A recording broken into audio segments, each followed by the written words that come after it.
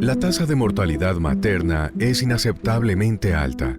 Cada día mueren en el mundo 830 mujeres aproximadamente por complicaciones relacionadas con el embarazo, el parto o el posparto. El indicador de mortalidad infantil, o sea, menores de un año, y mortalidad materna se consideran trazadores de salud pública.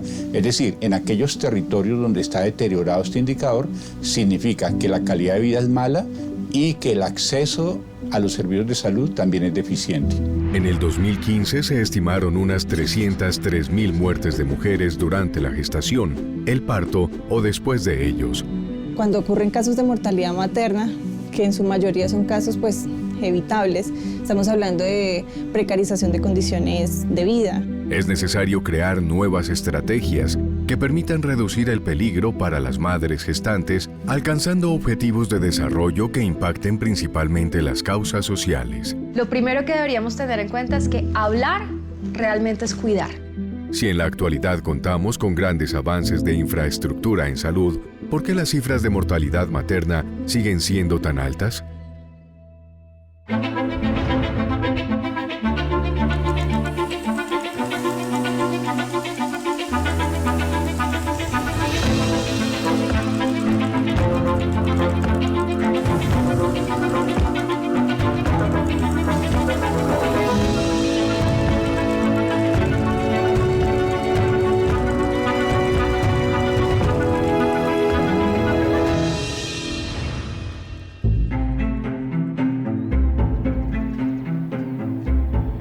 A través de la historia, las muertes maternas han pasado por transformaciones importantes, de ser consideradas como situaciones naturales e inevitables a ser ampliamente prevenibles.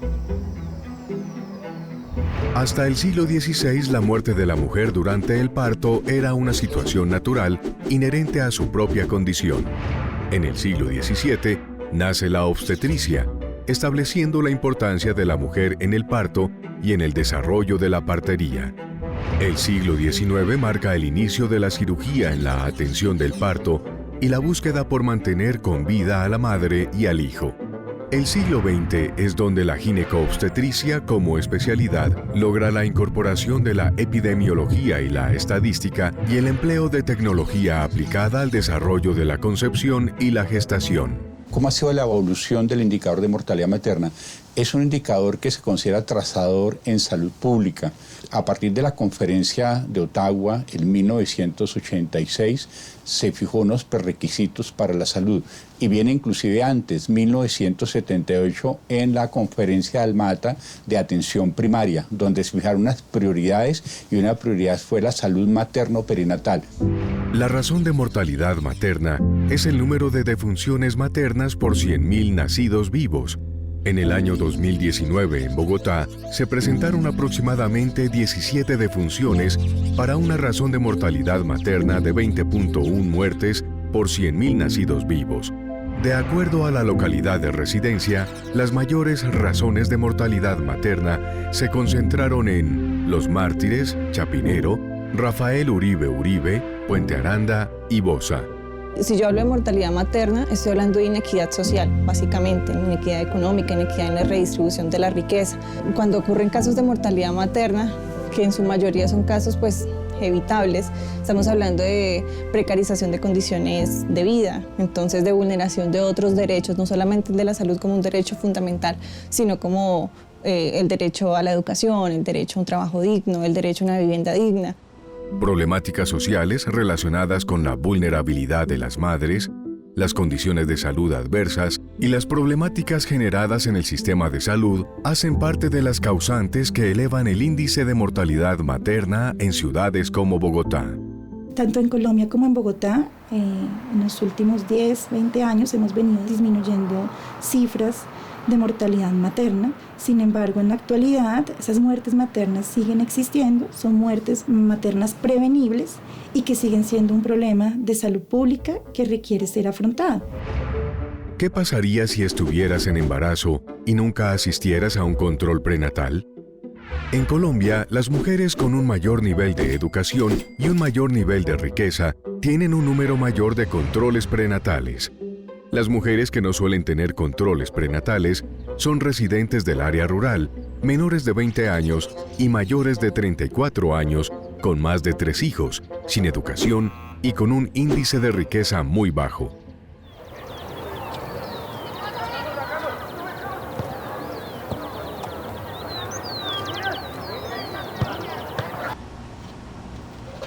El proceso de ser madre hace 30 años pues fue un poco complicado, ¿no?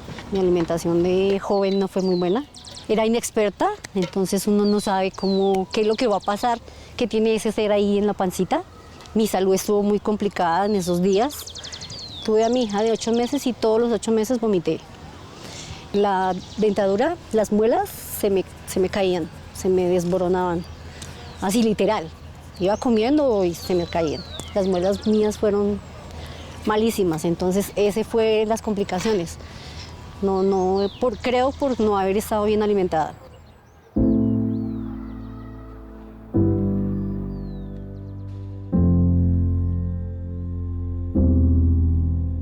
El proceso de mi embarazo fue, la verdad, un poco complicado.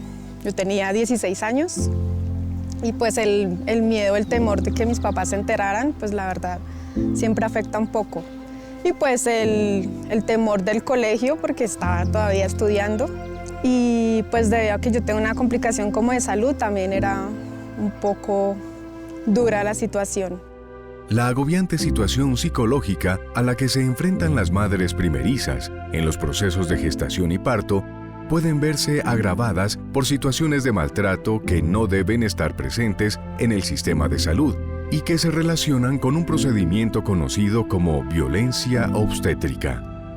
Hay un fenómeno que se llama violencia obstétrica. Esto, aunque en Colombia no está reconocido normativa o políticamente hablando, primero existe, porque hay documentos, tesis doctorales, de maestría, artículos de revista científica que habla de cómo en los distintos territorios del país pues, se está presentando este fenómeno.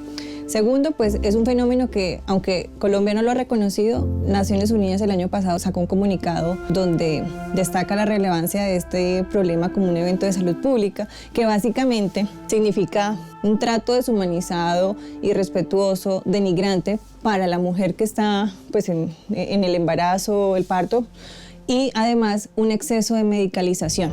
La violencia obstétrica es evidente cuando se realizan controles rápidos y poco humanizados a las gestantes. No se permite el ingreso de un acompañante al trabajo de parto.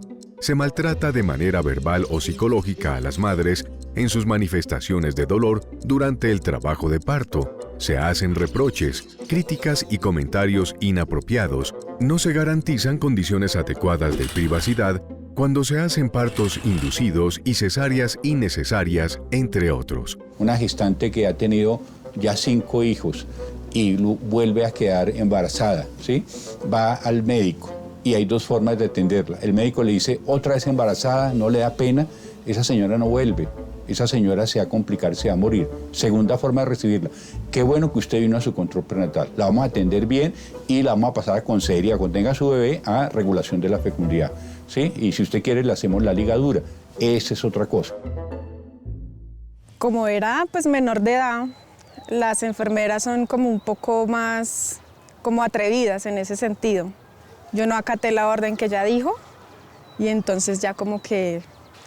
para ir a abrirle los pies a un hombre para embarazarse no le dio miedo, no le dio pena, y sí, acá para un examen no es capaz. O sea, muy atrevida, la verdad. Para enfrentar fenómenos como la violencia obstétrica y reducir la mortalidad materna, es necesario realizar cambios profundos en la mentalidad de los ciudadanos y los prestadores de salud, para fomentar procesos enfocados en la prevención del embarazo en poblaciones de alto riesgo, principalmente en jóvenes y adolescentes.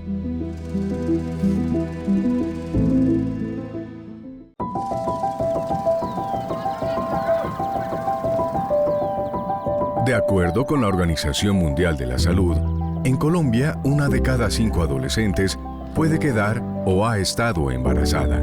Las complicaciones sociales y de salud relacionadas con la edad del embarazo se conectan directamente con una de las causas más altas de mortalidad materna, el aborto clandestino. Hay muchas gestantes, muchas mujeres que quisieran haberse embarazado.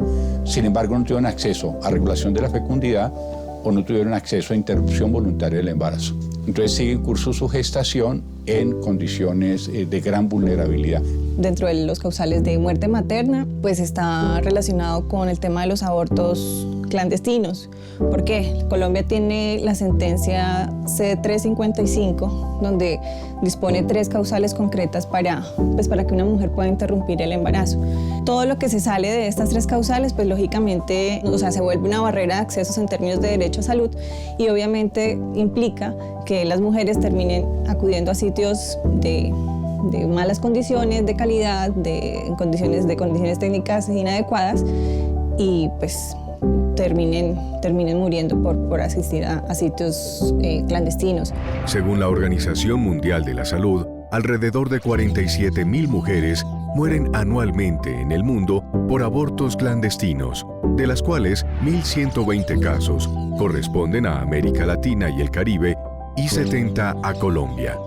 De los 400.000 abortos que se realizan en Colombia cada año, solo entre el 8 y el 10% se hacen en instituciones sanitarias con garantías de calidad.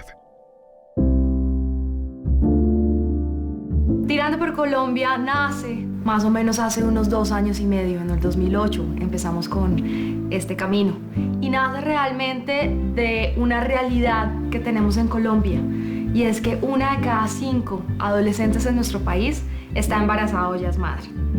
Esta es una gran problemática porque además de todo nos lleva a ciclos de pobreza que no se terminan, porque el 60% de ellas son parte de los estratos más bajos de nuestra sociedad. El 70% de ellas va a ser madre de cabeza de familia o es madre de cabeza de familia, lo que quiere decir que está sola manteniendo a estos chiquitos.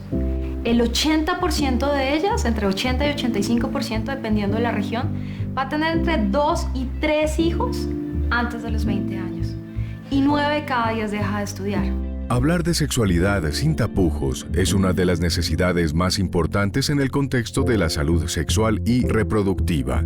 Que las mujeres y los varones sean conscientes de sus derechos es una clave primordial en la lucha por reducir las inequidades. Tirando por Colombia, entonces, lo que busca es que los adolescentes puedan tener acceso a los derechos sexuales y reproductivos. Pero esto en palabras cotidianas, ¿qué quiere decir? Primero, los adultos somos la primera barrera para que los jóvenes realmente se puedan cuidar. Y muchas personas me preguntan, ¿pero por qué es esto? Entonces yo les pregunto, por ejemplo, cuando llega una niña de 14, 15 años a una droguería a comprar un condón, ¿qué cara le hace el señor de la droguería o la señora de la droguería? Normalmente los miran de arriba abajo, les preguntan qué es lo que quiere, que para qué lo va a utilizar, que está muy chiquita. Entonces, si esto es el señor de la droguería donde un adolescente que es consciente, que se quiere cuidar en una relación sexual, quiere comprar un condón y no la dejan, imaginémonos de ahí en adelante qué es lo que ocurre. Tirando por Colombia ha sido muy exitosa en su metodología porque siempre abordamos 3 personajes, por ponerlo así. Primero, los docentes, siempre entonces trabajamos de la mano de los docentes. Esto es una metodología que se hace por medio de los colegios, las instituciones educativas.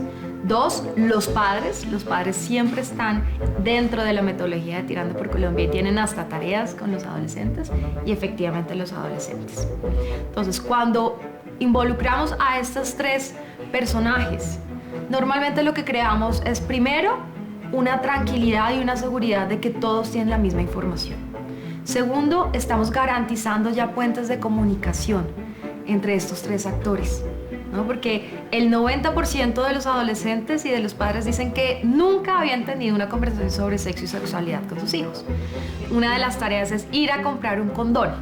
Y cuando van y compran el condón, tienen que llegar a la casa, inflar una bomba con sus padres, mandar la foto, y en este momento toda la metodología se está llevando por WhatsApp.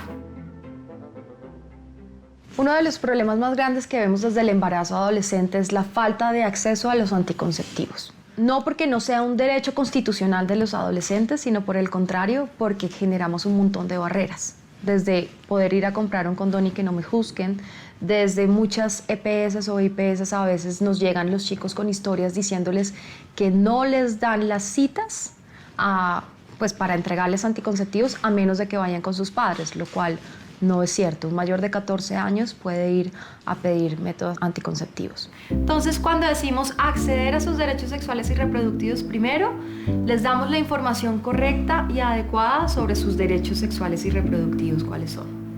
Segundo, los ayudamos a que puedan visualizar un proyecto de vida. Eso quiere decir toma de decisiones, que ellos puedan decidir sobre su cuerpo. Y tercero, les damos acceso a los métodos anticonceptivos durante la metodología de Tirando por Colombia. Más allá de señalar y estigmatizar a las adolescentes porque están embarazadas, lo que tenemos que hacer desde la salud pública es trabajar sobre esas causas sociales que le den oportunidades a las mujeres de vivir primero libre de violencias en sus casas, donde las niñas no tengan por qué tener abusos sexuales de ningún tipo, y de poder elegir relaciones sexuales placenteras y seguras durante su adolescencia, es decir, no tener embarazos no planificados. Los derechos sexuales y reproductivos son derechos a la igualdad, a la vida, a la privacidad, a la autonomía personal, al reconocimiento ante la ley, a la libertad de pensamiento, a la opinión, a la salud, a la educación e información, a elegir si casarse o no, a formar y planificar una familia, a decidir si tener o no hijos y a la reparación de daños.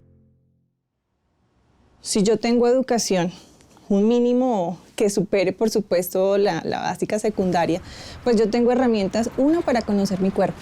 Es decir, para yo saber cuándo estoy o no estoy embarazada, por ejemplo, cuándo debo acudir o no a un centro médico, cuándo o por qué debo acudir a un control prenatal, cuáles son esos indicadores o signos de alarma que me están diciendo pilas. Algo puede pasar con usted o algo puede pasar con su bebé. Y obviamente no dejándolo solamente en el plano de la mujer, porque pues la maternidad o el embarazo no es un asunto, o sea, claro, se gesta individualmente, pero no es un asunto individual, es un asunto social, es un asunto político. Entonces por eso es importante que la educación, o sea, la educación termina siendo un factor agravante o incidente dentro de estas causas sociales pues, de mortalidad materna. Efectos de la pandemia, gran deserción escolar, 20 a 30% de deserción escolar y sobre todo en las niñas. Las niñas se hacen más vulnerables a embarazos tempranos, a inicio temprano de relaciones sexuales, ¿sí? Una menor de 14 años embarazada puede ser una menor apta para interrupción voluntaria del embarazo, por la norma, por la sentencia C355 de la Corte Constitucional. Sin embargo, ¿qué hemos encontrado en Bogotá? Barreras de acceso. A pesar de que las cifras demuestran que más del 60% de los estudiantes de colegios públicos en Bogotá conocen cuáles son los métodos más comunes para la prevención del embarazo, las barreras generacionales y sociales terminan por influir en el no uso de preservativos o anticonceptivos. Uno de los grandes problemas que tiene el embarazo adolescente en este momento es que es un embarazo de alto riesgo. Esto quiere decir que puede llegar a traer muchísimas complicaciones, efectivamente, la muerte de la madre, la muerte de bebé, y son bebés que nacen con un peso muy bajito, van a tener problemas de desnutrición, la mayoría de ellos. Entonces, obviamente, tenemos situaciones tanto para madres como para los bebés de alto riesgo. Bueno, en el momento de parto había mucho temor, porque pues hasta último minuto no sabíamos si iba a ser un parto natural o una cesárea. Y pues más que todo ese es el temor, como que voy a vivir, que voy a sentir. Y pues no tuve como ese programa de los cursos psicoprofilácticos, entonces digamos que yo iba a la deriva, no sabía nada, la verdad, lo que escuchaba en la calle. Y ya en el momento del parto, era la única menor de edad en la sala de las mamitas que ya estaban ahí a punto de tener. Y no, los dolores son únicos en la vida. El índice de casos de embarazos adolescentes en Bogotá ha bajado. Según cifras de la Secretaría de Integración Social, entre 2015 y 2019, la cifra pasó de 15.746 a 10.949. En ese lapso se presentaron menos casos de embarazos en niñas de 10 a 14 años, en una reducción del 25.3%. Adicionalmente, en 2018 se registraron 10.675 adolescentes entre 15 y 19 años embarazadas, mientras que en 2015 hubo 15.379 casos.